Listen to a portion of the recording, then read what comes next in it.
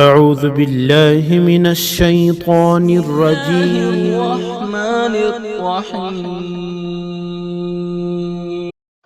من يهده الله فلا مضل له ومن يضلله فلا هادي له ونشهد أن لا إله إلا الله وحده لا شريك له ونشهد أن سيدنا ونبينا وشفيعنا وحبيبنا ومولانا وأولانا محمدا عبده ورسوله صلى الله عليه وعلى آله وسلم تسليما كثيرا كثيرا.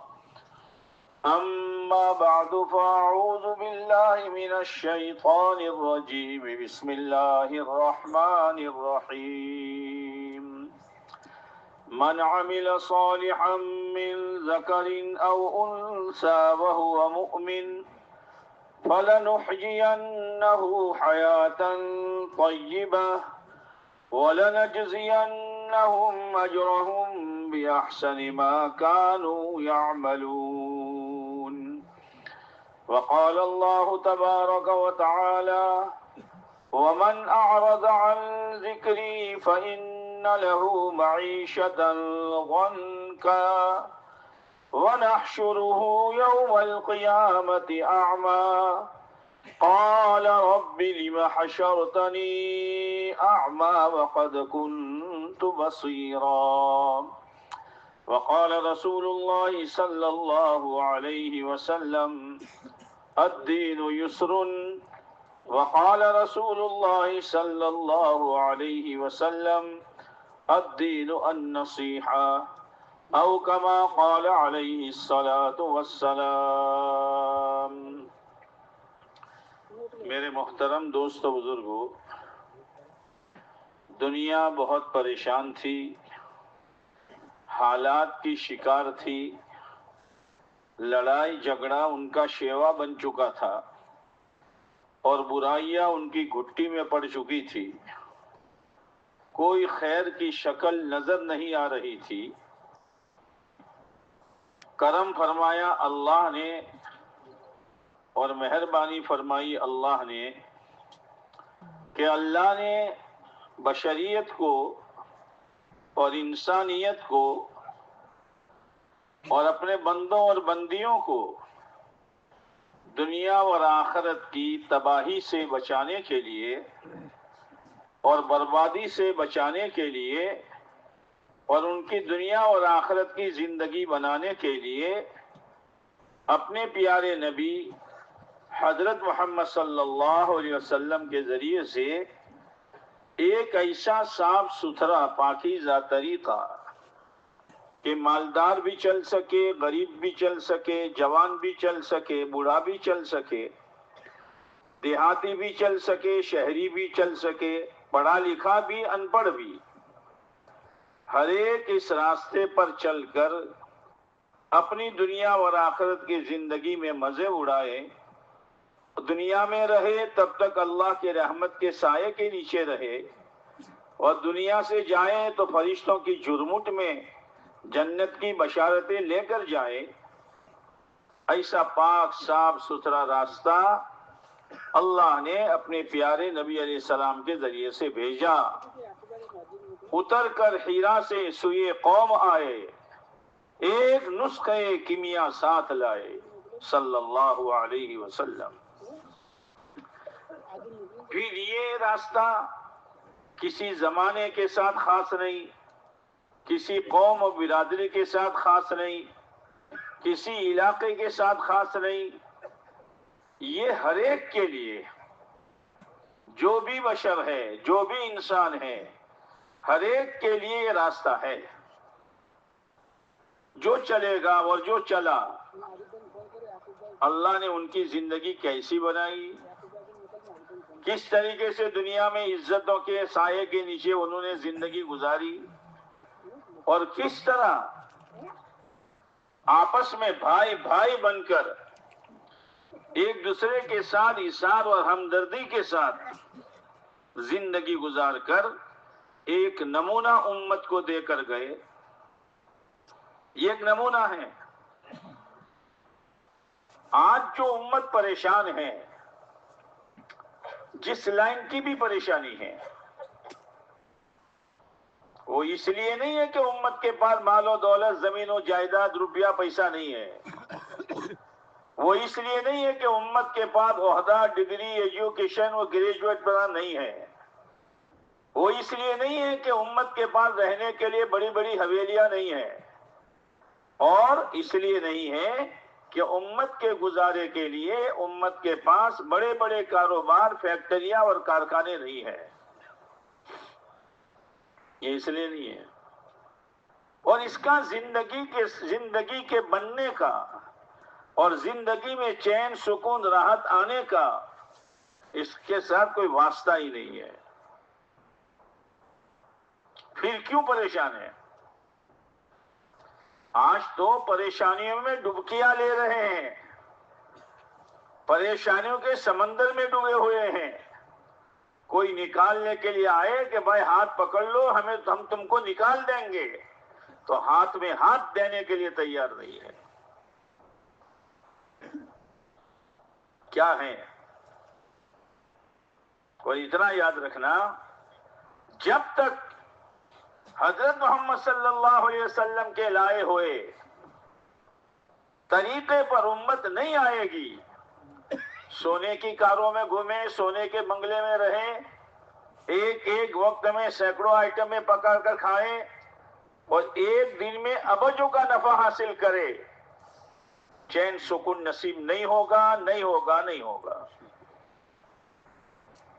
اس لیے کہ اللہ کا فیصلہ ہے، اللہ کا فیصلہ، اور اللہ کا فیصلہ فَلَن تَجِدَ لِسُنَّتِ اللَّهِ تَبْدِيلًا وَلَن تَجِدَ لِسُنَّتِ اللَّهِ تَحْوِيلًا۔ اللہ کا فیصلہ بدلا نہیں کرتا، اللہ کا فیصلہ نہیں بدلے گا۔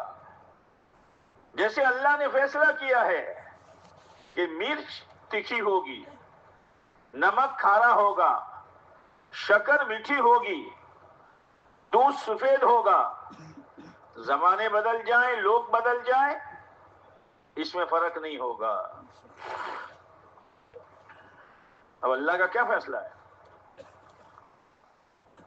اللہ کا فیصلہ وہی ہے جو میں نے 2 آیتیں پڑھی ہے، اور یہ دین کی محنت، دعوت و تبلیغ کی محنت، چاہے مقامی ہو یا بیرون کی ہو، یہ اسی لیے ہے کہ امت اس بنیاد پر آئے، امت اپنی زندگی کو اس بنیاد پر ڈالے، اسی لیے خوشامد کی جاتی ہے، اسی لیے تشکیلیں کی جاتی ہیں، اسی لیے مقامی کام سمجھایا جاتا ہے کہ آؤ، اس پر آؤ، بھاگو مت۔ کیا ہے اللہ کی سنت؟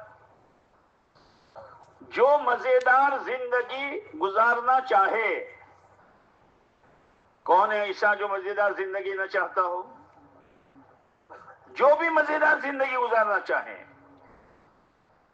اللہ نے کسی کو متعین نہیں کیا کہ مالدار، جو بھی 2 کام کریں۔ اللہ یہ 2 کام کرنے کی ہم سب کو اور پوری امت مسلمہ کو اللہ توفیق دے دے۔ اجی اڑوے آمین کو۔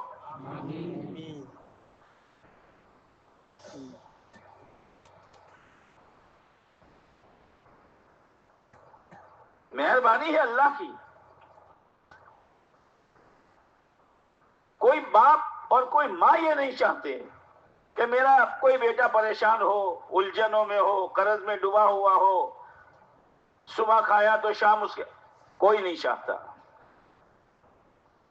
اللہ تو 70 ماؤں سے زیادہ مہربان ہے، اسی لیے نبیوں کو بھیجا، جاؤ میرے بندوں کو سمجھاؤ، اگر نہ سمجھی سے وہ تمہیں ستائیں تو صبر کرو، لیکن ان پر محنت کرو۔ نوح علیہ السلام کی محنت کی عمر 950 سال، یہ نوح علیہ السلام کی پوری زندگی نہیں ہے، محنت کی زندگی ہے، 950 سال، رات اور دن امت کے پیچھے اپنے آپ کو کھپاتے رہے۔ امت کی طرف سے پریشانیاں آتی رہی، برداشت کرتے رہے، بے قراری کے ساتھ سمجھاتے تھے، لیکن وہ بے قراری چہرے سے جو ظاہر ہو رہی تھی، یہ لوگ نہ دیکھیں اس لیے چہرے پر کپڑا ڈال لیتے تھے،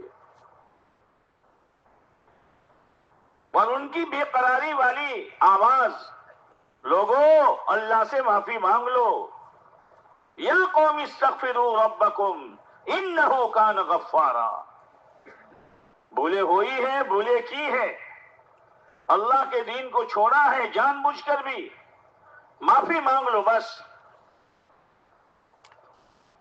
لیکن کانوں میں انگلیاں، چہروں پر کپڑا، نہ سنیں گے نہ آپ کی بے قراری کو دیکھیں گے۔ یہ سورہ نوح جو ہے نا، سورہ نوح، یہ نوح علیہ السلام کی دعا ہے، لمبی دعا ذکر کی ہے۔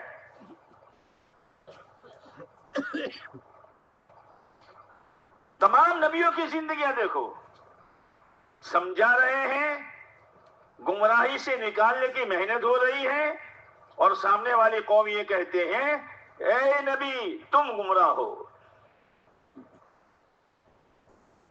تم بے وقوف ہو۔ نبی میں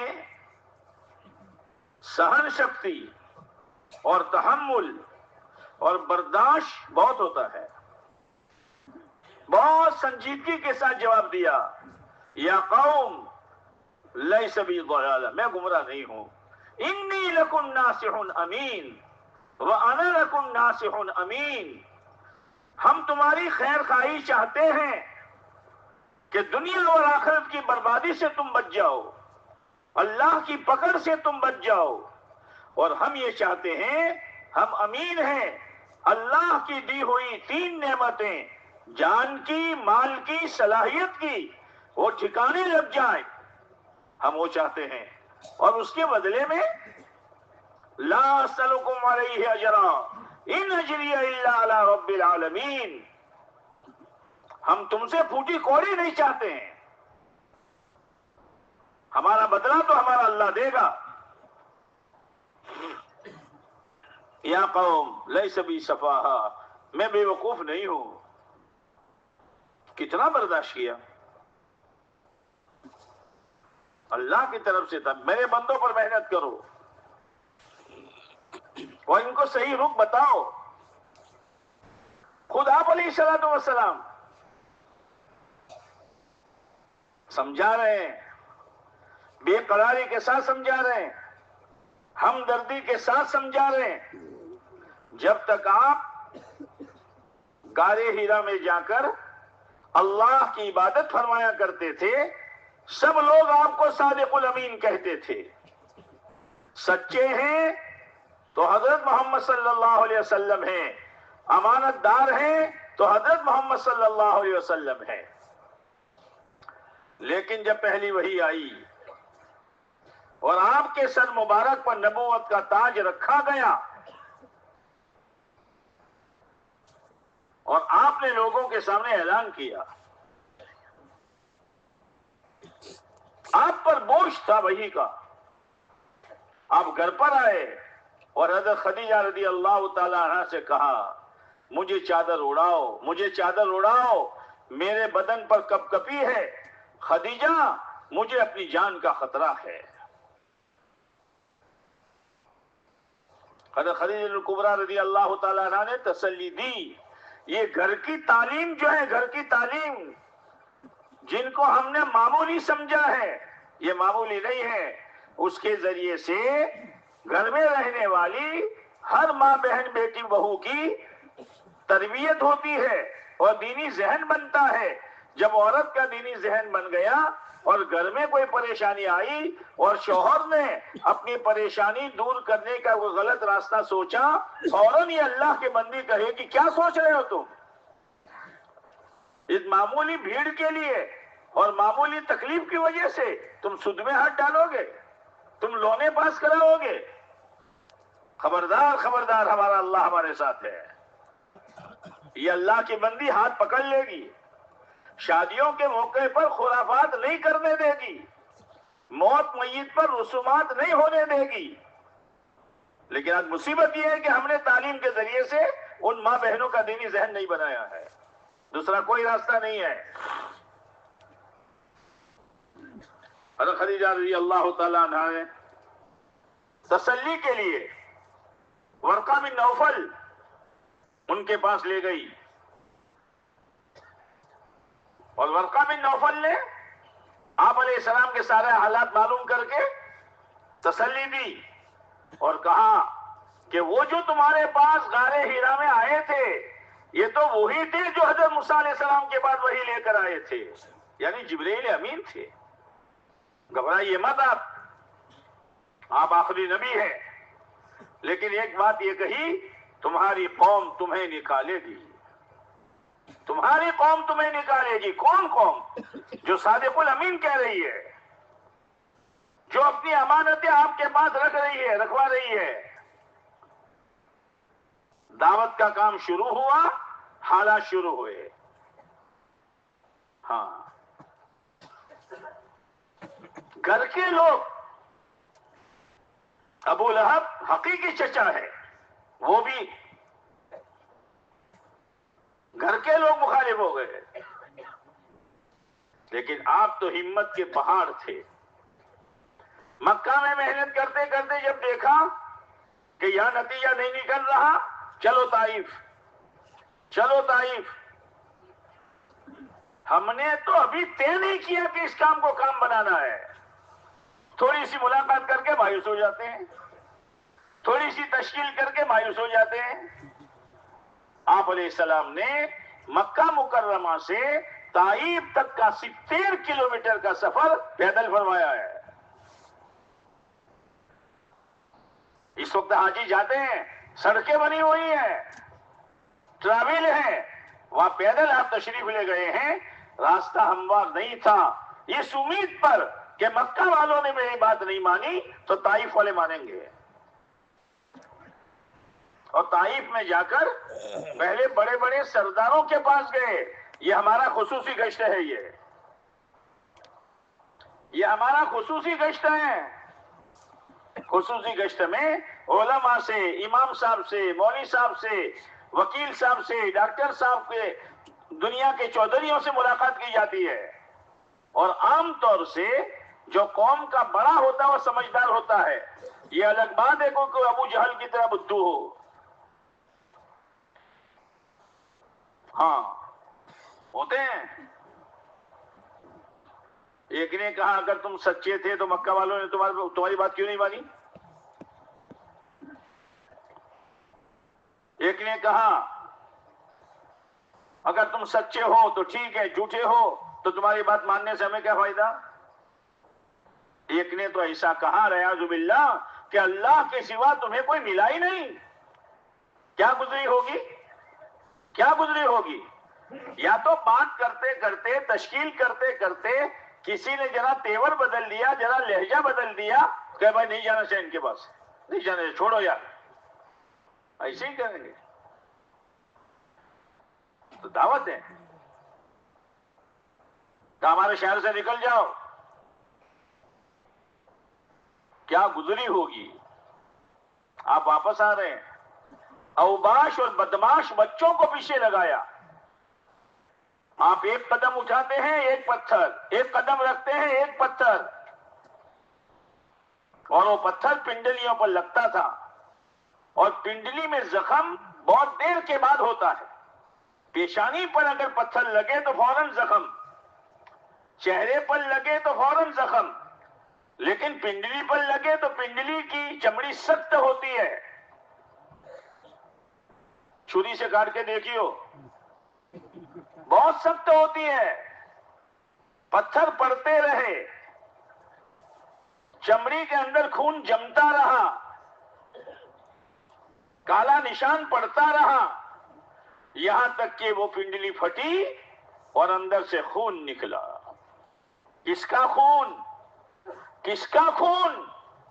تمام دنیا کے انسانوں کے خون کا سمندر ایک طرف، میرے اور آپ کے آقا حضرت محمد صلی اللہ علیہ وسلم کا مبارک خون کا ایک قطرہ ایک طرف۔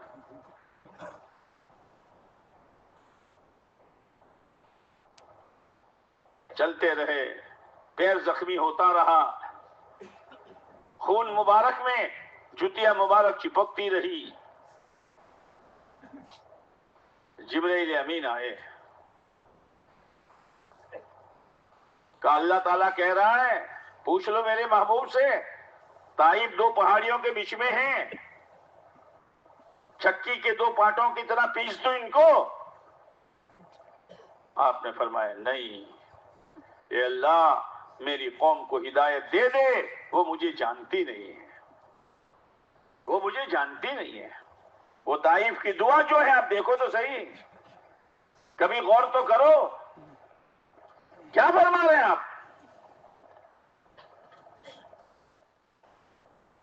اے اللہ اگر یہ تکلیفیں ہیں اور تو ناراض نہیں ہے، مجھے ان تکلیفوں کی کوئی پرواہ نہیں ہے، اور اگر تو ناراض ہے تو تیری ناراضگی کا دور کرنا ضروری ہے یہاں تک کہ تو راضی ہو جائے۔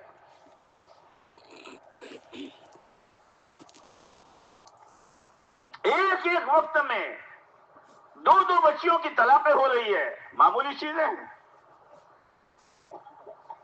آپ کی ہنڈی پک رہی ہے، اس میں غلاظت ڈالی جا رہی ہے۔ آپ اللہ کے گھر میں سجدہ ریز ہے، آپ کی کمر پر اونٹ کی اجری لا کے ڈالی جا رہی ہے۔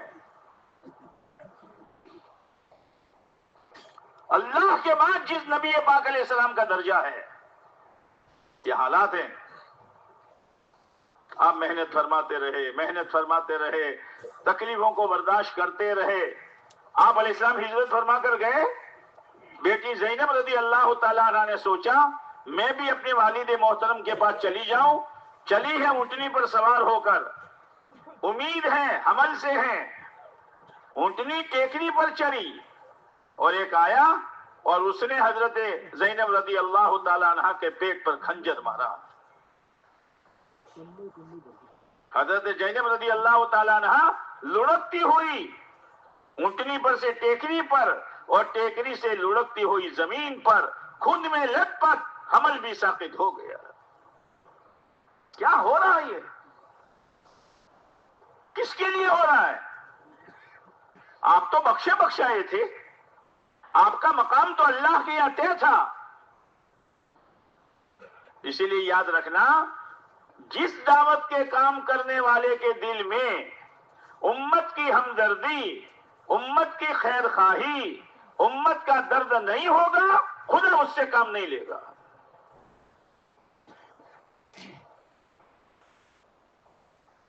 کام ہے،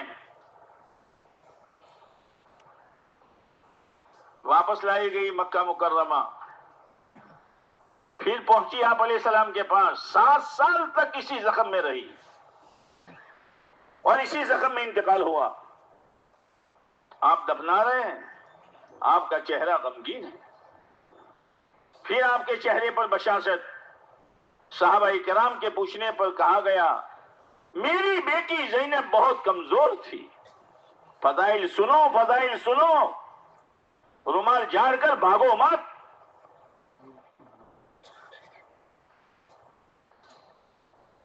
مجھے یہ خطرہ تھا کہیں قبر کا عذاب میری بیٹی کو پکڑ نہ لے۔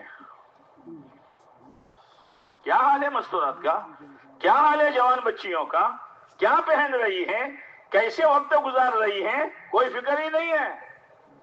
اور آپ علیہ السلام کی بیٹی دین کی خاطر زخمی ہو کر 7 سال کے بعد جا رہی ہے قبر میں، اور آپ کو یہ فکر ہے کہ کہیں میری بیٹی کو قبر کا عذاب پکڑ نہ لے۔ پھر میرے اللہ نے مجھے بشارت سنائی کہ آپ کی بیٹی پر سے قبر کا عذاب ہٹا دیا گیا ہے، اس لیے میرے چہرے پر بشاشت ہے۔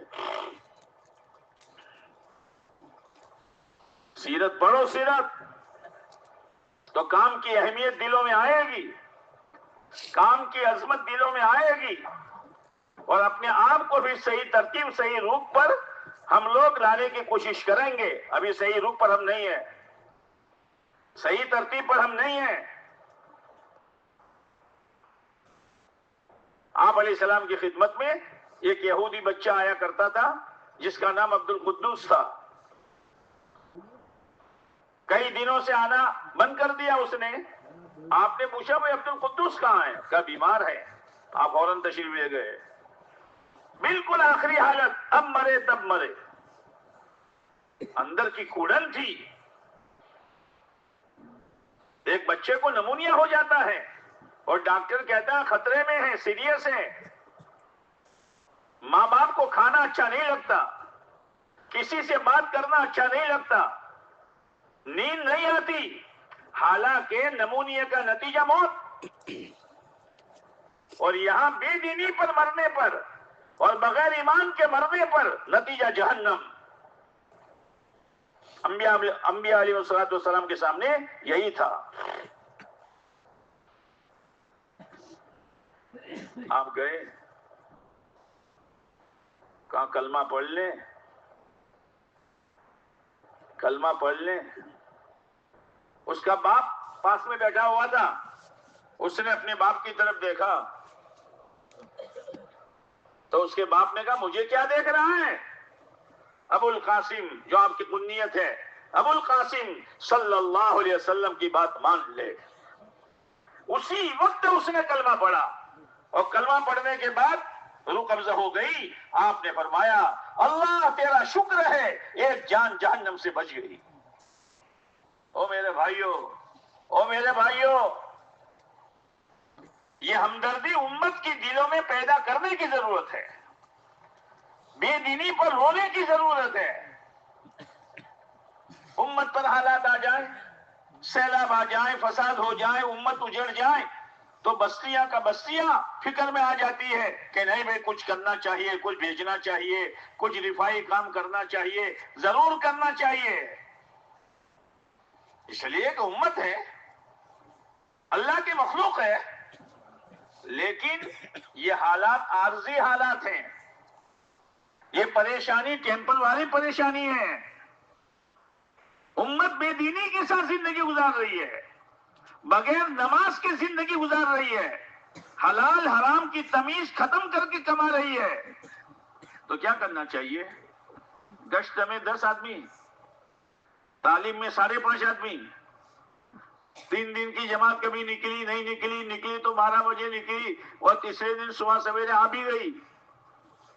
یہ کرنا چاہیے، یہ کرنا چاہیے.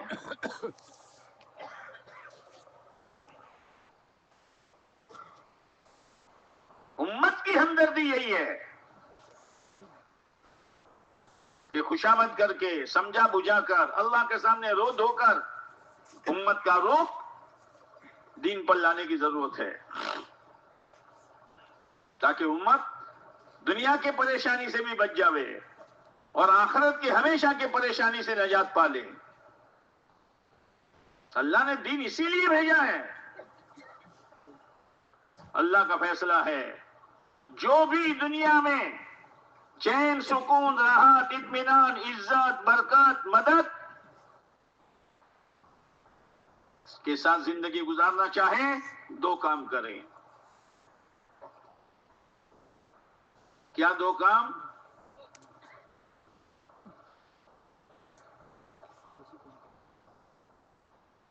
ایک اپنے اندر کا یقین بناوے.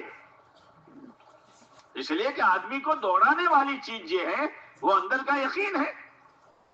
جیسے گاڑی کو دوڑانے والی چیز اندر کا پیٹرول ہے، سی این جی ہے یا ڈیزل ہے، جو دھواں بن کے اڑ جاتا ہے، لیکن اس کے بغیر تو ٹائر حرکت نہیں کر سکتے. اندر کا یقین آدمی کو چلاتا ہے. ایک شخص کسی کارخانے میں گیا، شیخ صاحب کوئی جاب ہے؟ ہاں ہے. کتنی سیلری کیا ہوگی، پگار کتنا ہوگا؟ کہ مہینے کے 10,000. ٹھیک ہے، اتنے بجے آنا، اتنے بجے جانا.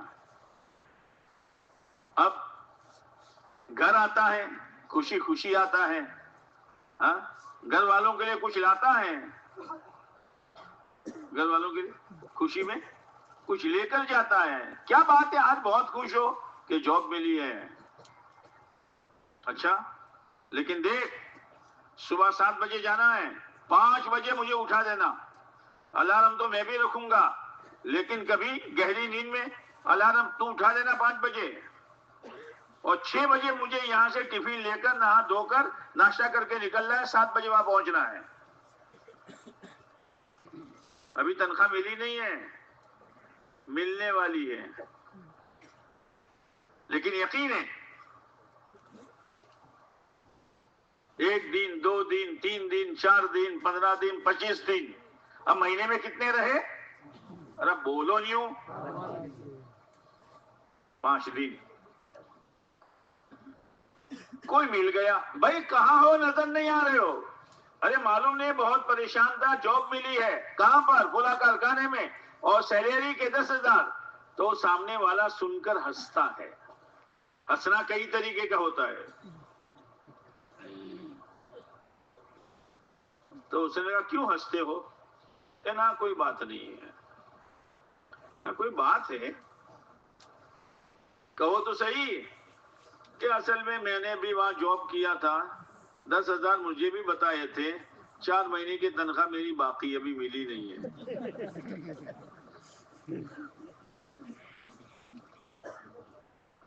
اب رات کو سویا، الارم بجا، کروٹ بدلی، بیوی نے کہا اٹھو، اٹھتا ہوں. ارے 4:30 ہو گئے، اٹھتا ہوں. ارے 5 بجے، اٹھتا ہوں. یہ کمزوری کائی کی آئی؟ یقین میں کمزوری آئی تو حرکت میں بھی کمزوری آئی. تو ایسا کیوں کیا؟ یہ کوئی فائدہ ہے نہیں، وہ ملا تھا 4 مہینے کی تنخواہ باقی ہے تو مجھے وہ کیا دے گا؟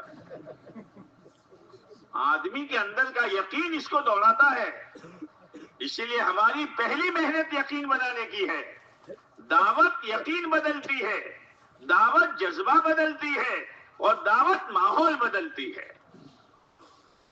جذبہ بھی دعوت سے بدلے گا، یقین بھی دعوت سے بدلے گا، اور ماحول بھی دعوت سے بدلے گا.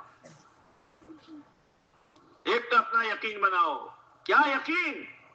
کہ کرنے والی ذات، عزت اور ذلت، کامیابی اور ناکامی، کاموں کا بنانا اور بگاڑنا، یہ سب کس کے ہاتھ میں ہے؟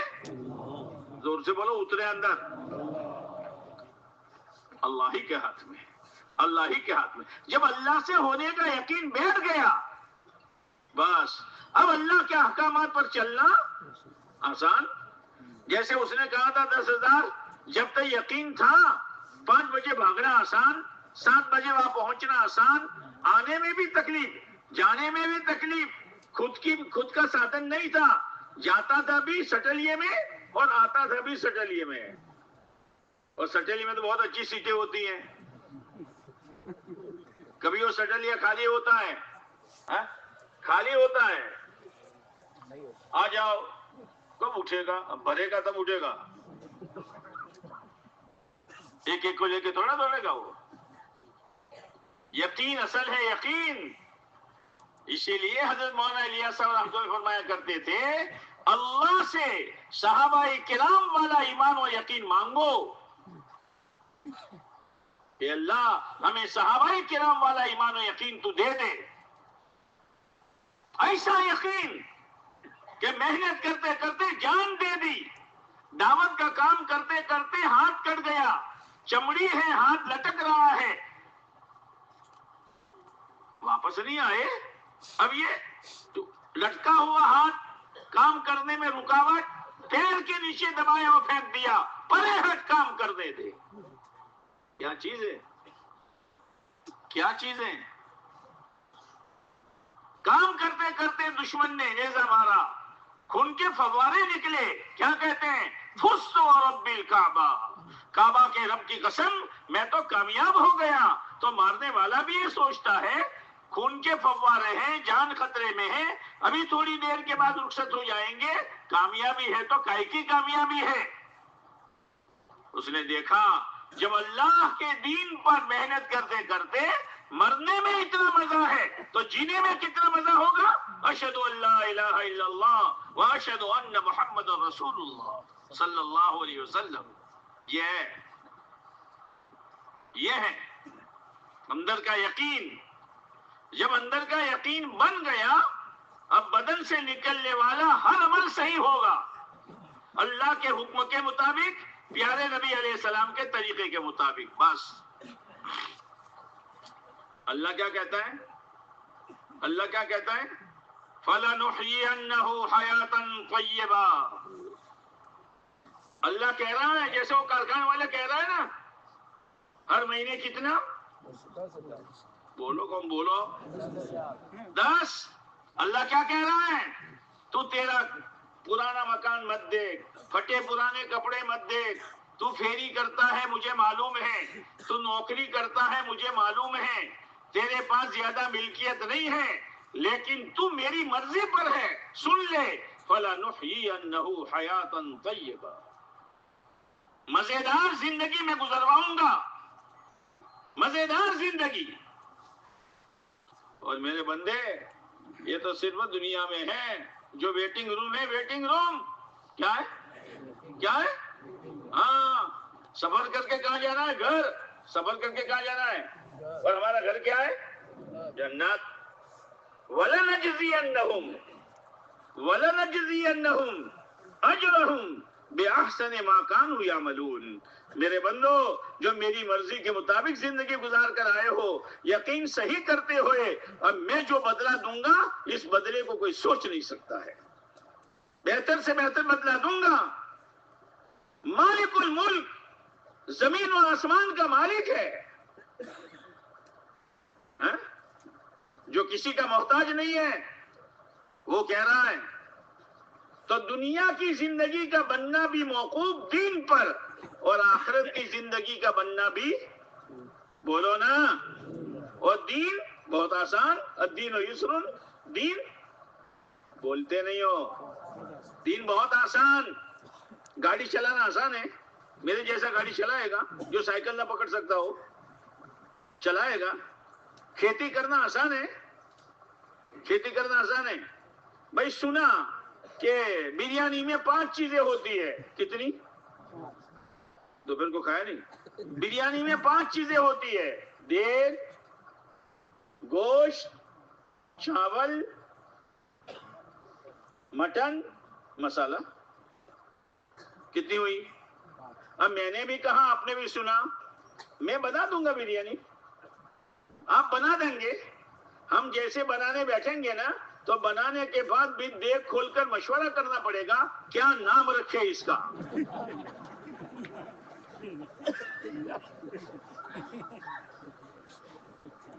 بھائی 5 ہی تو چیزیں ہیں. یہ نہیں ہے، یہ نہیں ہے. الدین یسر. دین آسان ہے جب دین کو سیکھیں گے تب آسان ہے. اب بٹیاروں کو دیکھو، منٹوں میں دے کے تیار کر رہا. کیوں؟ اس لیے کہ اس نے سیکھا ہے. ہم دیکھ کیا، گھر والی کو دیکھ کر ایک روٹی صحیح نہیں کر سکتے ہم.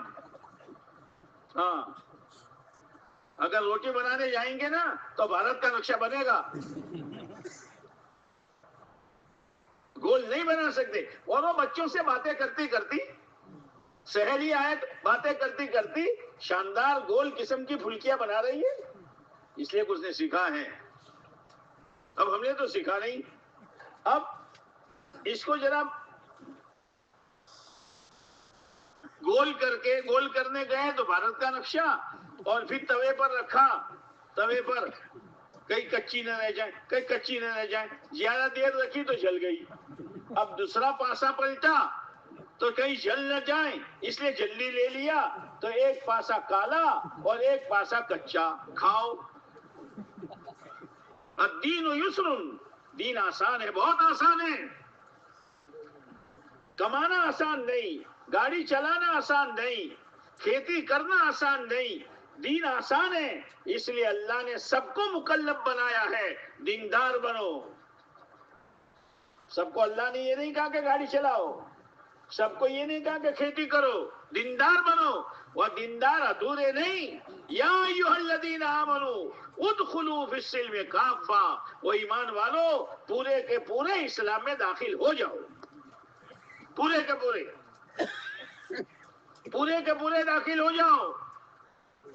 معلوم ہوا ہر ایمان والے میں پورے دین پر چلنے کی صلاحیت اللہ نے رکھی ہے. اس لیے میرے بھائیوں، دین پر کامیابی ہے، اس کا یقین اللہ سے مانگو، اور یقین آوے اس کی محنت کرو. اللہ نے دوسری سائٹ بھی بتائی ہے کہ اگر ایسا نہیں کیا، مال کے نشے میں، جوانی کے نشے میں، عہدے کے نشے میں، سیلری کے نشے میں، بنگلوں کے نشے میں، ہوتا ہے نا.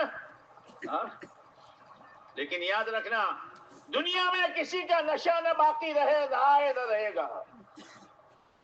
اگر دنیا میں نہیں اترا، ملک الموت کی 1 لاکھ تیرا نشہ اتار دے گی. چل، کیا لے کر آیا تو؟ تجھے تو دین لینے بھیجا تھا، تجھے تو دیندار بننے کے لیے بھیجا تھا. اور ایک محنت اللہ نے دی تھی جس میں شرابی کبابی اللہ کا ولی بن گیا تھا، جگاری رات میں رونے والا بن گیا تھا، اور تجھے محنت سمجھ میں نہیں آئی. کیوں؟ اس لیے کہ ہمارے پاس مال ہے، عہدہ ہے، ڈگری ہے، سیلری ہے. اس نشے میں ایسا نہیں ہے. دین آسان ہے، دین میں پورے داخل ہو جاؤ. عقیدہ بھی، عبادات بھی، لین دین بھی، رہن سہن بھی، لوگوں کے حقوق کی ادائیگی بھی، اور دل کی نیت کے اعتبار سے بھی پورے اسلام میں داخل ہو جاؤ، تو پھر اسلام اور ایمان و دین کا نتیجہ خدا دے گا، دنیا میں بھی اور آخرت میں بھی. اس لیے میرے بھائیوں، اللہ کا کرم ہے، اللہ کا احسان ہے کہ اللہ نے ایک محنت دی ہے. کہو الحمدللہ. محنت ہے. اس محنت کی نسبت براہ راست اللہ سے. کس سے؟ کس نے محنت دی اور کس کے واسطے سے آئی؟ پیارے نبی تاجدار مدینہ محمد مصطفیٰ احمد مجتبی کالی کملی والے، ہمارے ماں باپ آپ پر قربان ہو، ان کی برکت سے محنت ملی ہے. حالانکہ محنت تو نبیوں کی تھی. ہم جیسے آئے گئے نتو خیرے خیراتی جمعراتی کو مل گئی، ہم کیا کریں گے؟ لیکن مالک کا احسان ہے کہ لو، یہ تم بھی لو، تم بھی لو، تم بھی لے لو. کرو محنت، کرو محنت. جو میری محنت ہے، میرے محبوب علیہ السلام کی لائی ہوئی محنت ہے، اور میرے چہیتے بندے صحابہ کرام کی محنت کی ہوئی ہے. لو، تم بھی لے لو. یہ محنت ہے.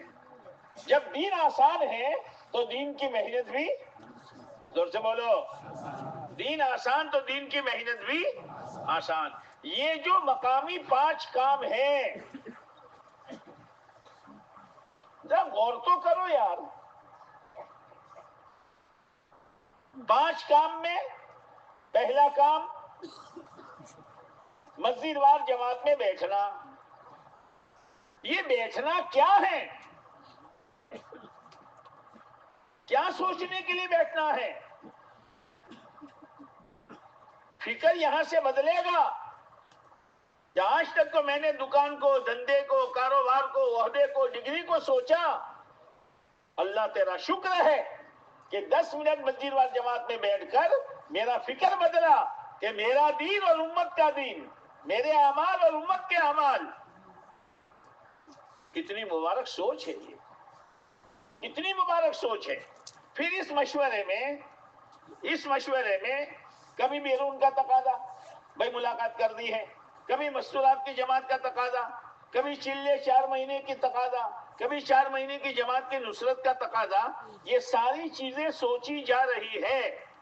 کریں گے تو کچھ لوگ، پوری مسجد اور جماعت تو جائے گی نہیں، لیکن اس سوچ پر اللہ جو کرنے والوں کو اجر دے گا، وہ بیٹھنے والوں کو بھی خدا اجر دے گا. آسان ہے کہ نہیں ہے؟ بولتے نہیں ہو. آسان ہے کہ نہیں ہے؟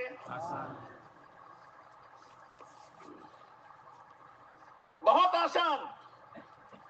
بنیاد فکر ہے، اور اللہ نے 2 طاقتیں دی ہے، ایک کرنے کی طاقت اور ایک سوچنے کی طاقت. پہلے آدمی سوچتا ہے پھر کرتا ہے. یہی ہے نا کہ پہلے کرتا ہے پھر سوچتا ہے. پہلے فکر ہوتا ہے پھر عمل ہوتا ہے. اس لیے مسجد وار جماعت میں بیٹھنا بہت بڑی نیکی ہے، اور اپنی آخرت کے بننے کا اور نیکیوں کے ذخیرے جمع کرنے کا بہت بنیادی عمل ہے.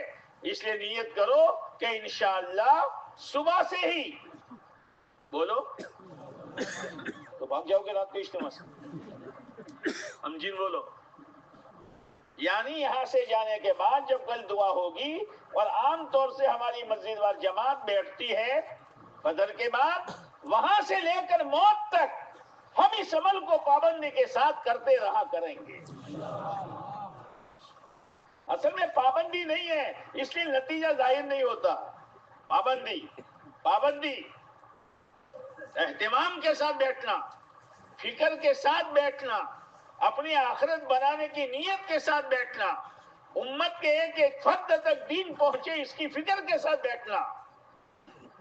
آدمی عمل اپنی طاقت کے مطابق کرے گا لیکن فکر تو بولا نا. اسی لیے کہتے ہیں کہ دائی کی فکر کی بلندی کتنی، دائی کی فکر کی بلندی کتنی کہ آسمان جیسی. آسمان کتنا بلند ہے؟ سیڑھی لگا کر ہاتھ لگانا چاہو تو تارا کھینچ کے لے آؤ. آسمان کی بلندی پوری دنیا میں بسنے والے ایک ایک بشر کو خدا ہدایت دے دے. یہ ہماری بلندی ہے نیت کی، فکر کی. تو دائی کی فکر اور اس کی بلندی کس کی طرح؟ کیا سیٹی بجاتے ہو؟ کس کی طرح؟ کہاں ہے آسمان؟ آسمان کہاں ہے؟ بولا نا. کہتے یہ تو تمبو ہے. یہ دائی کی نیت کی بلندی ایسی ہونی چاہیے. اور استقامت کیسی، جمنا کیسا؟ کوئی بھی حال آ جائے ہر حال میں اس کام کو کریں گے. جیسے پہاڑ، آسمان سے گرنے والی جو بھی چیز ہوتی ہے سب سے پہلے کہاں گرتی ہے؟ پہاڑ پر. ہٹ جاتا ہے.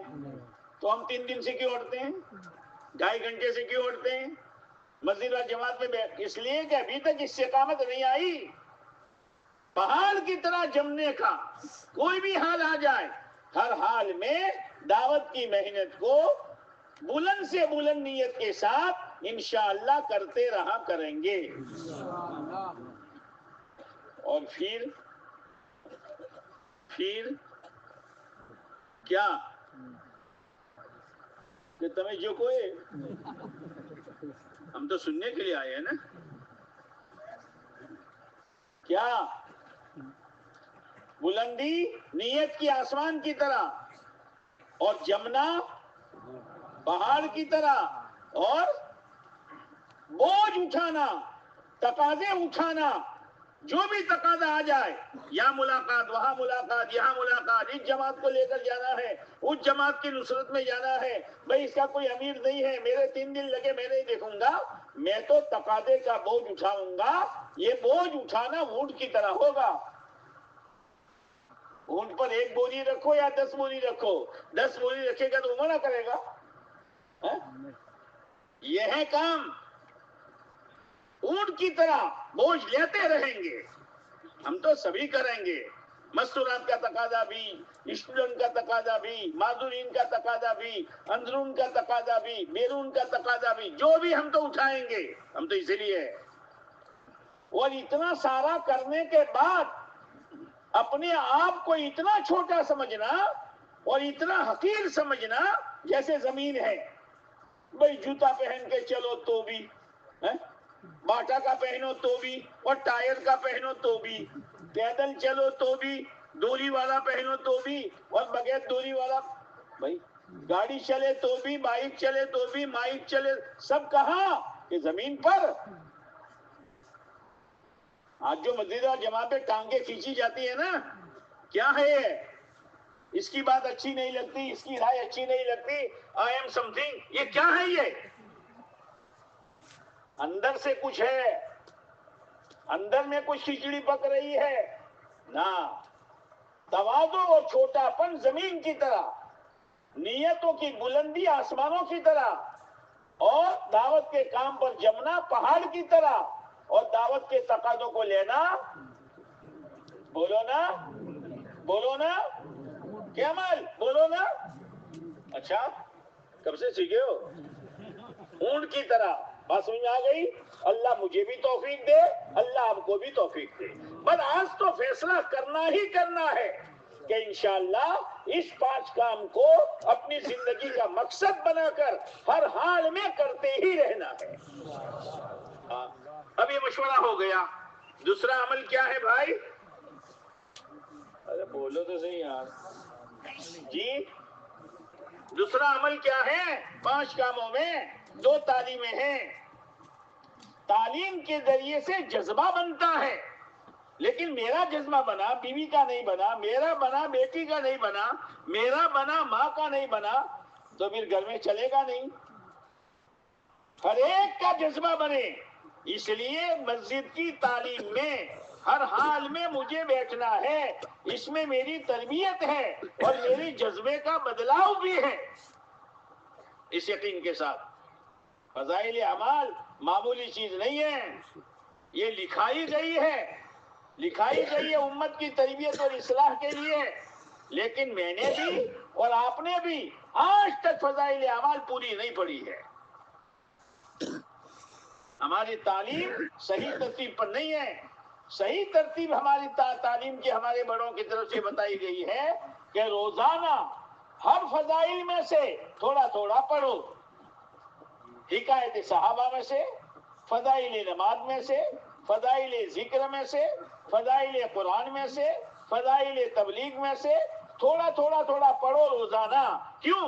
تاکہ روزانہ امت کے سامنے ہر عمل کی فضیلت آتی رہے.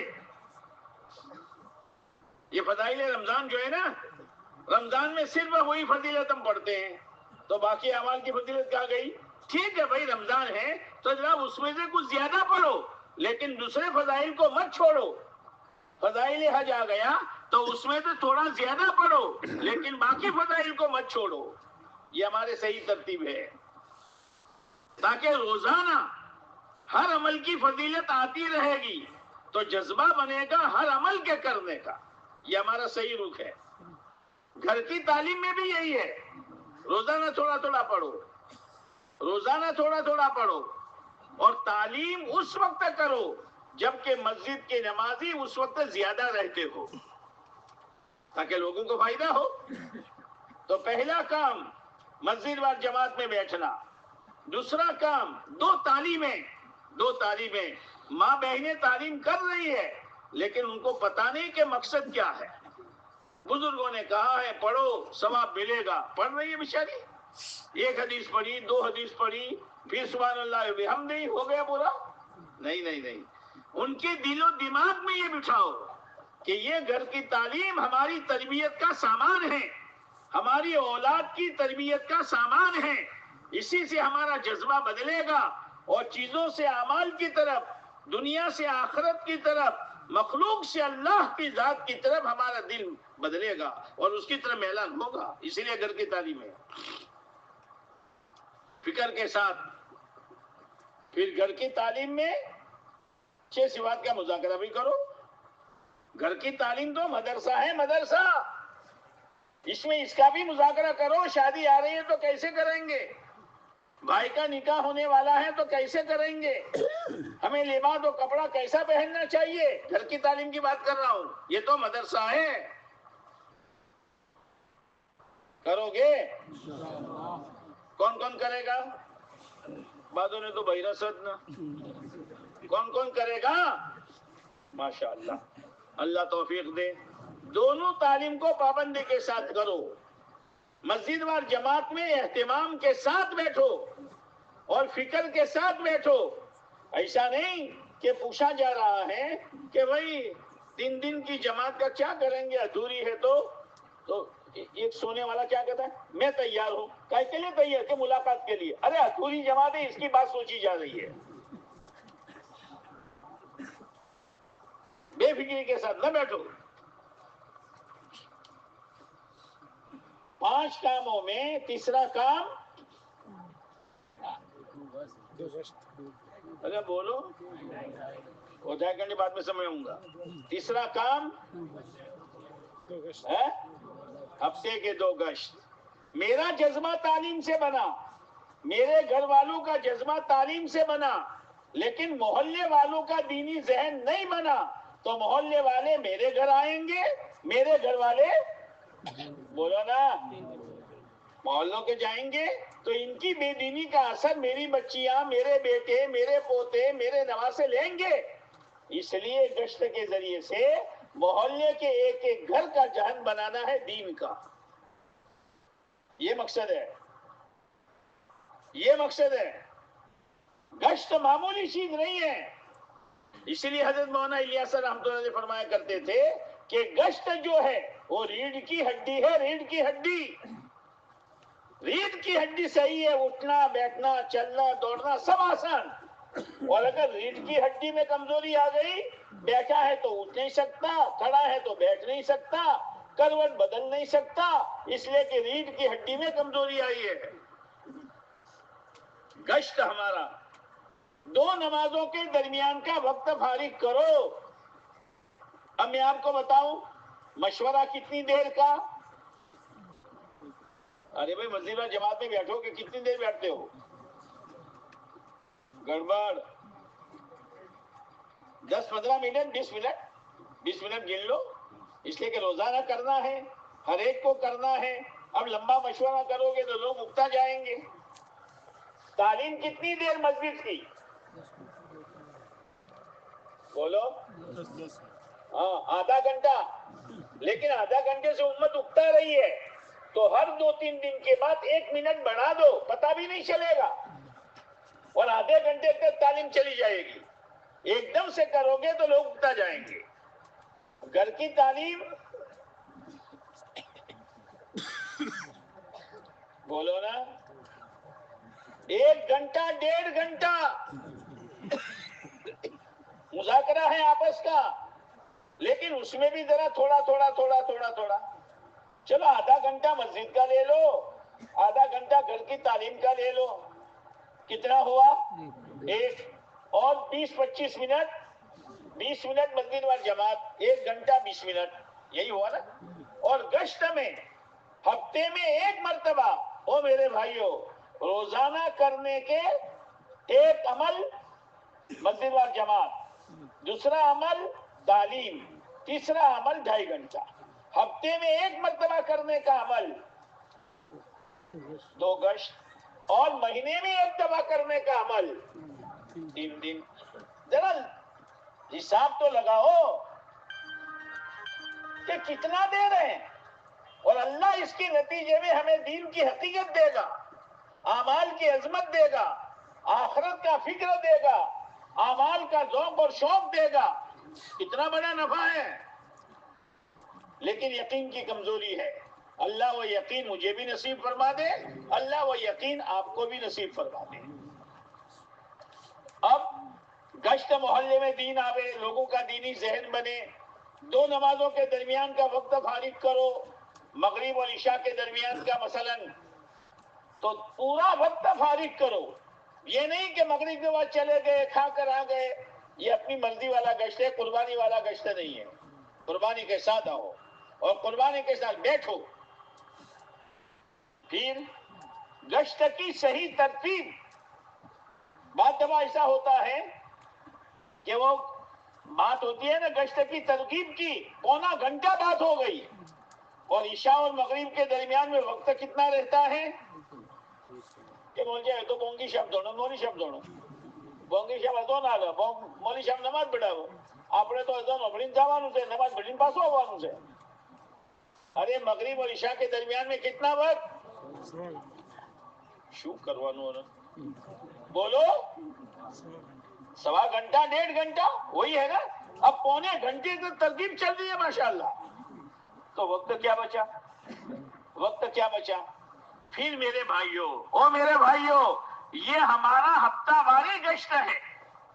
کیا مطلب کہ جماعتیں اتنی بناؤ کہ ہفتے میں 1 مرتبہ پورے گاؤں کے لوگوں کی ملاقاتیں ہو جائے. اب ذرا مجھے یہ بتاؤ, کوئی مسجد ایسی ہے کہ جس کے اطراف میں 100 مکان ہو, اور ہر ہفتے جب گشت کی جماعت 100 آدمیوں کی ملاقاتیں کر رہی ہو، ایسا کوئی ہے؟ تقسیم کرتے ہیں، اس ہفتے میں یہاں، اس ہفتے میں یہاں، 4 پر تقسیم کیا تو یہ ماہانہ گشت ہوا کہ ہفتہ واری گشت ہوا؟ اور ہمارے بڑوں نے کیا بتایا ہے؟ بولو، اس لیے ہفتہ واری گشت کرو۔ او مول صاحب، اچھا پھر بھائی جماعت میں کتنے ساتھی جاتے ہیں؟ مول صاحب 7 ساتھی، 8 ساتھی، اور کتنی جماعتیں بناتے ہو؟ 2، تو 10 کی کیوں نہیں بناتے؟ کہ مول صاحب ساتھی ہی نہیں ہے۔ کوئی آدمی ہوٹل چلاتا ہو اور 150 نوکر کی ضرورت ہو اور اس کے پاس 75 ہو تو چلا دے گا؟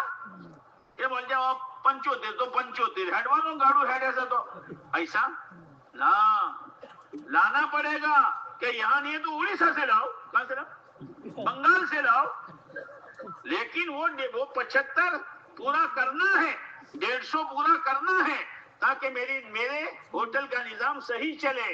وہ میرے بھائیوں، ہر ہفتے ہمیں 100 گھروں کی ملاقاتیں کرنی ہے۔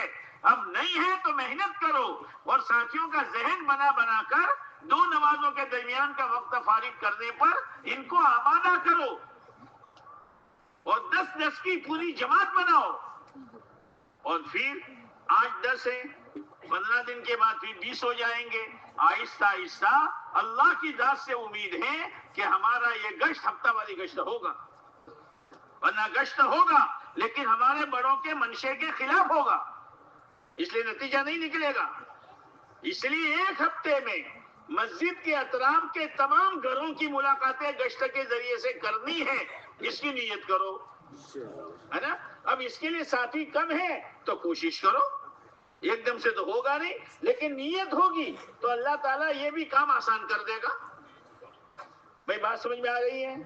ترغیب 15-20 منٹ بہت ہو گئی، فضائل، لیکن آج کل تو فضائل بھی بیان نہیں کرتے، فلسفہ بیان کرتے ہیں۔ دیکھو گشت کے معنی گھومنا پھرنا، گشت کے معنی گھومنا پھرنا۔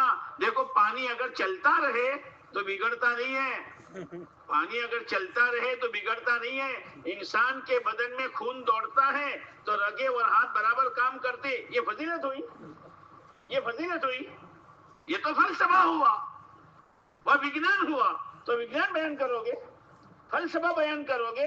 ارے اللہ کے بندوں کو اللہ کی طرف بلانے پر اور ان کے پاس چل کر جانے پر اور دین کی نسبت پر ان کی زیارت کرنے پر اور پھر گرد و غبار جو بدن پر آیا اس پر ہمارا اللہ ہمیں کیا دے گا؟ ایسی ترغیب دو کہ کوئی بوڑھا آدمی منہ میں دانت نہیں، پیٹ میں آنت نہیں، وہ بھی کہے امیر صاحب مجھے بھی گشت میں بھیج دو۔ ایسی ترغیب دو، ایسی ترغیب دو، فلسفہ بیان نہ کرو۔ اب ایک گشت ہو گیا ہمارا، گشت میں ترغیب دے دو، ترغیب دینے کے بعد پھر کیا کرتے ہیں؟ بھائی امیر کا کام یہ ہے، متکلم کا کام یہ ہے، رہبر کا کام یہ ہے، ٹوپی کس کے سر پر جائے گی؟ امیر تو آپ نے طے کیا نہیں، رہبر تو آپ نے طے کیا نہیں، پہلے طے کرو، یہ متکلم رہیں گے، یہ رہبر رہیں گے، یہ ذمہ دار رہیں گے، اب کام بتاؤ تاکہ جس کو امیر بنایا وہ اپنی ذمہ داری سنے اور جس کو رہبر بنایا وہ فکر کے ساتھ اپنی بات سنے اور جس کو متکلم بنایا ہے فکر کے ساتھ وہ اپنی بات سنے، ورنہ ٹوپی گھومتی رہے گی ہوا میں۔ اب یہاں سے گئے، ایک ساتھی ذکر کے لیے بٹھا دو۔ اب ذکر کے لیے کیسا بٹھا دے معلوم ہے؟ بہت بوڑھا خسک، تھوڑی دیر کے بعد جھوکے مارتا رہتا ہے، اس کو بٹھایا آپ نے؟ اس کو بٹھایا؟ جوان، فکر مند، رونے دھونے والا، اس کو بٹھاؤ۔ اس میں صرف دعا نہیں ہے، صرف ذکر نہیں ہے، دعا بھی مانگتے رہو، ذکر بھی کرتے رہو جب تک جماعت واپس نہ آئے۔ اور پھر ایک ساتھی طے کرو درمیانی بات کے لیے۔ اب درمیانی بات میں ایران توران کے قصے، ادھر ادھر کی سنی ہوئی باتیں نہیں، درمیانی بات ایسی ہو کہ جو مجمع سن رہا ہے عشاء کے بعد جب بیان ہو تو اللہ کے دین کی محنت کے لیے وہ تیار ہو جائے، ایسی بات کرو۔ खाली कोटा पूरा नहीं करना। एक दो साथी तय करो इस्तिकबाल के लिए, इस्तिकबाल क्या है और इस्तिकबाल वालों का तरीका क्या है। बाद मर्तबा वो दरवाजे के सामने एक बैठक होती है, इस्तिकबाल वाले वहां बैठे हैं, लोग आ रहे जा रहे हैं, बैठे बैठे भाई सलाम वालेकुम, तमाम खबरदार गश्त से आया हो तो हारी बात होती। ये इस्तिकबाल है, ये इस्तिकबाल है। खड़े रहो दरवाजे में, इंतजार करो जैसे मेरा पुराना दोस्त बरसों का आज मुझे मिलने आने वाला है। कैसे तपाक से आप खड़े होते हो, कैसे मोहब्बत के साथ बात करते हो। यह है इस्तिकबाल। खड़े हो, इस्तिकबाल करो और फिर जमात बनाओ, जमात को काम समझा दो। जमात जाने से पहले अल्लाह के सामने रो धोकर जाए, ये अल्लाह काम बहुत ऊंचा है, हम बहुत कमजोर हैं, ये अल्लाह तो हमारी मदद फरमा दे। दूसरी बात, जा रहे हैं उम्मत की मुलाकात के लिए, पता नहीं उम्मत किन किन गफलतों में होगी। अगर किसी को हमने गफलत में देखा और इसका हल्कापन मेरे दिल में आया, ये अल्लाह लेने के देने पड़ जाएंगे, मेरी आखिरत उजड़ जाएगी, इससे भी तू मेरी बचा, मेरी हिफाजत कर।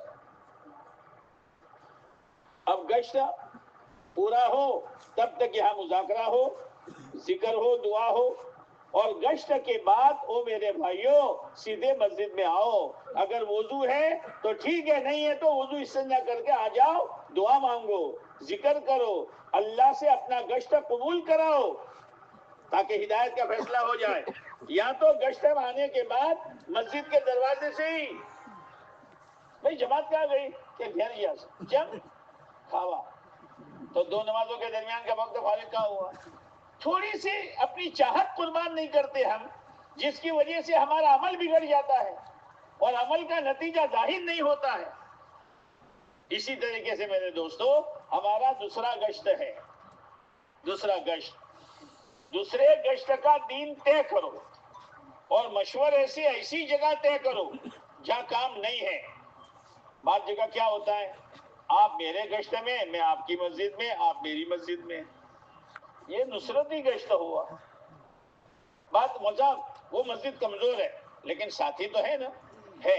अब क्या करते हैं, वो मस्जिद वाले इंतजार करते हैं, मंगल के दिन वो आएंगे, मशवरा भी वो करेंगे, तालीम भी वो करेंगे, तरगीब भी वो देंगे, जमात भी वो बनाएंगे, दरमियानी बात भी वो करेंगे और बयान भी वो करेंगे और तश्कील भी वो करेंगे, तो उनकी फिक्र बढ़ेगी।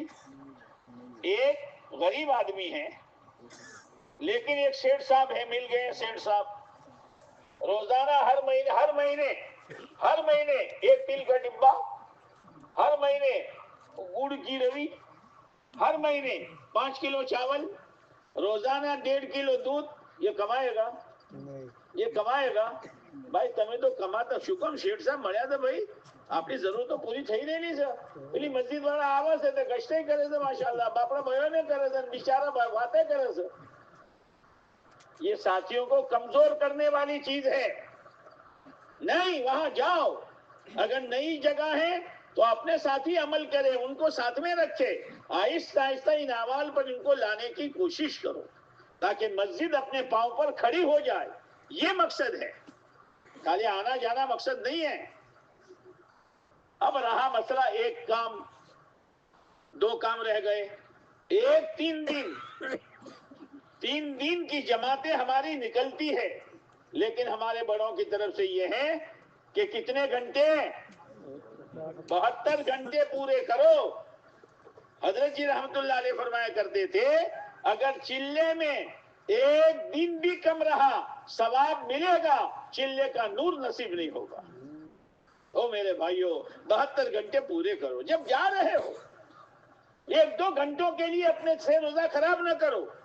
और फिर भाई कितनी जमातें जाती हैं कि 2 जमातें, कौन कौन? इनमें हर जमात में 5-5 साथी ऐसे हैं जो खुद अपने साथ जमात बना सकते हैं, लेकिन सब एक साथ जा रहे हैं। उम्मत के साथ भी खियानत है और काम के साथ भी खियानत है। ऐसा न करो, न करो। 2-2 की जोड़ी बनाओ, हफ्ता तय करो और हर साथी 2 जोड़ी जो है, हर जोड़ी अपने साथ 27 दिन तक मेहनत करके अपने साथ जमात बनाओ। نئے سے نیا آدمی دعوت کے اندر داخل ہونے کے لیے دروازہ 3 دن ہے. محنت کرو، اپنے ساتھ 3 دن کی جماعتیں بناؤ. ایک ساتھ فکر مند ساتھی ایک ساتھ جماعت میں مت چلے جاؤ، نقصان ہوگا کام کا اور نقصان ہوگا امت کا. ہفتہ طے کرو، ہفتہ طے ہو جائے کوئی نہ کوئی عذر آئے گا، بدلو مت. مولانا یوسف صاحب رحمۃ اللہ علیہ کے پاس ایک میواتی آئے، تھیلی ہاتھ میں. مولانا زین العابدین صاحب بھی ساتھ میں کھڑے تھے، پڑوس والے. تو میواتی نے مولانا یوسف صاحب رحمۃ اللہ علیہ کے کان میں ایک بات کہی. مولانا یوسف صاحب رحمۃ اللہ نے سر سے اجازت دے دی، جاؤ. جب وہ میواتی جانے لگے، حضرت مولانا یوسف صاحب رحمۃ اللہ علیہ کی آنکھ میں آنسو آئے. تو مفتی زین العابدین صاحب رحمۃ اللہ نے پوچھا، حضرت بات سمجھ میں نہیں آئی، انہوں نے آ کر کیا کہا؟ آپ نے اجازت دے دی اشارے سے، پھر آپ رو رہے ہیں. کہ اصل میں مفتی صاحب بات یہ ہے، اس میواتی نے آ کر کہا کہ حضرت یہ میرا 3 دن لگانے کا ہفتہ ہے. یہ دن میرے گھر میں ایک بچہ بیمار تھا. جب میں تھیلی لے کے عمرے سے باہر نکلا، میرے بچے کا انتقال ہو گیا. میں نے چادر ڈال دی اور محلے والوں سے کہا بھائی باقی کا کام تم کر لینا. حضرت جی نے فرمایا اس کی قربانی پر مجھے رونا آیا ہے. وہ باپ تھا، دشمن نہیں تھا، اس کے سینے میں دل تھا، پتھر نہیں تھا، لیکن اولاد سے زیادہ دعوت کے تقاضے کی اہمیت تھی. اللہ کرے وہ یہ اہمیت ہمارے دلوں میں پیدا ہو جائے. 3 دن کی مضبوط جماعتیں بناؤ، 2 کی جوڑی بناؤ، کام بھی بڑھے گا، ساتھی بھی بڑھیں گے، اور انشاءاللہ آپ دیکھتے دیکھتے نئے ساتھی ہمیں ہاتھ لگیں گے. اب رہا مسئلہ 2.5 گھنٹے کا. 2.5 گھنٹہ جو ہے نا، 2.5 گھنٹے 5 کام میں اصل 2.5 گھنٹے ہیں. اگر 2.5 گھنٹے نہیں ہیں اور 4 کام ہیں، یہ ایسا ہے جیسے 4 انگلیاں ہیں، انگوٹھا نہیں ہے. کیا نہیں ہے؟ کیا نہیں ہے؟ انگوٹھے کے بغیر مٹھی میں مضبوطی آئے گی؟ وہ تو انگوٹھا ہے. اگر 2 انگلی ہے لیکن انگوٹھا ہے، اور انگوٹھے نے کوئی چیز مضبوط پکڑ لی، کوئی چھڑا نہیں سکتا، لیکن انگوٹھا ہی نہیں ہے. آج سارے جو تقاضے ٹوٹ رہے ہیں، مستورات کا، 3 دن کا، چلے کا، 4 مہینے کا، جماعت ادھوری ہے، پوری نہیں ہو رہی، اس لیے کہ انگوٹھا ہی نہیں ہے. اس لیے 5 کام 2.5 گھنٹے گھڑی دیکھ کر دو. اور صاحب 2.5 گھنٹے پر تو حساب تو لگا. رات دن کے گھنٹے کتنے بولو نا؟ 24. حکیم صاحب یوں کہہ رہے ہیں، حکیم صاحب کہ 6-7 گھنٹے، زیادہ سے زیادہ 7 گھنٹے آدمی کی صحت کے لیے سونا چاہیے. تو 24 میں سے 7 نکل گئے تو گنی پھیل. کیا شو بولو تو 17 گھنٹے ہے نا. 8 گھنٹے کاروبار کو دے دو، 9 گھنٹے. پھر وہ گھر والی کو 2-3 گھنٹے دے دو، تو حلوا پڑا بھائی نہ کہ روز بڑا کا تھوئے.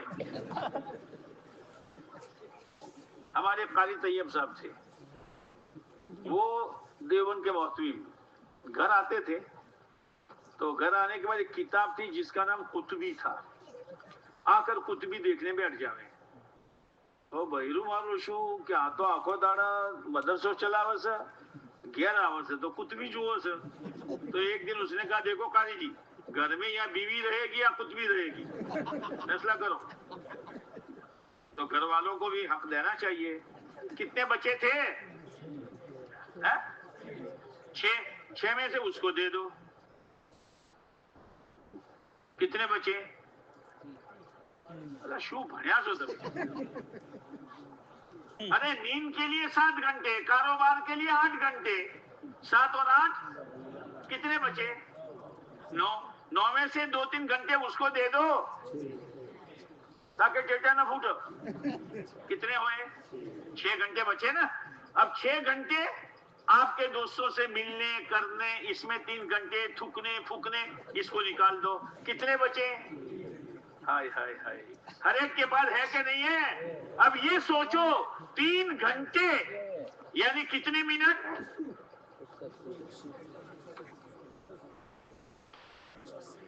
میں تو سی ایم ہوں، سی ایم پر بول تو کھڑا کتنے گھنٹے سی ایم؟ کتنے؟ 3 گھنٹے کے منٹ کتنے اور سیکنڈ کتنے؟